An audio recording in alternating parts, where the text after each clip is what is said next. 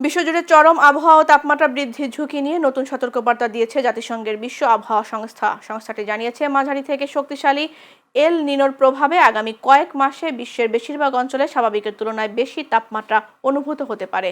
June থেকে August পর্যন্ত বৈশ্বিক তাপমাত্রা স্বাভাবিকের চেয়ে বেশি থাকার সম্ভাবনা প্রায় ৮০% বলে পূর্বাভাস দিয়েছে ডব্লিউএমও। সংস্থাটির মতে, এল নিনোর প্রভাবে কোথাও তীব্র খরা, কোথাও অতিবৃষ্টি, আবার কোথাও দীর্ঘস্থায়ী দাবদাহ দেখা দিতে পারে। বিশেষ করে দক্ষিণ এশিয়া, অস্ট্রেলিয়া ও ইন্দোনেশিয়ায় খরার ঝুঁকি বাড়তে পারে। অন্যদিকে যুক্তরাষ্ট্র, দক্ষিণ আমেরিকা ও আফ্রিকার কিছু অঞ্চলে বাড়তে পারে বৃষ্টিপাত।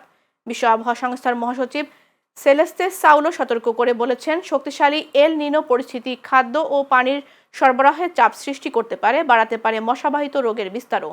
জলবায়ু পরিবর্তনের বিদ্যমান সংকটের মধ্যেই এই পরিস্থিতিকে গুরুত্ব দিয়ে মোকাবেলার আহ্বান জানিয়েছে জাতিসংঘ। বিশেষজ্ঞদের মতে, এল নিনোর প্রভাব বৈশ্বিক খাদ্য বাজার, কৃষি উৎপাদন ও অর্থনীতিতেও উল্লেখযোগ্যভাবে প্রভাব ফেলতে পারে।